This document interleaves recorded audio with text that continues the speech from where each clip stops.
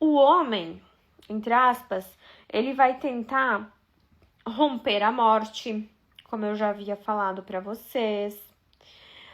O homem, ele vai... eu vejo, gente, como se... Deixa eu tentar explicar para vocês a cena que eu vejo, tá?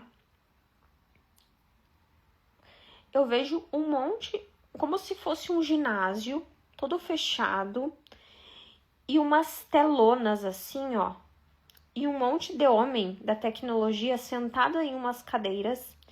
E eles colocam um óculos, presta atenção, gente. E eles olham para essa tela e eles pensam em algo. E aquele pensamento, mesmo que de forma sutil, ele é projetado nessa tela. E isso vai ser um pouco assustador. Vai ser um pouquinho assustador, tá?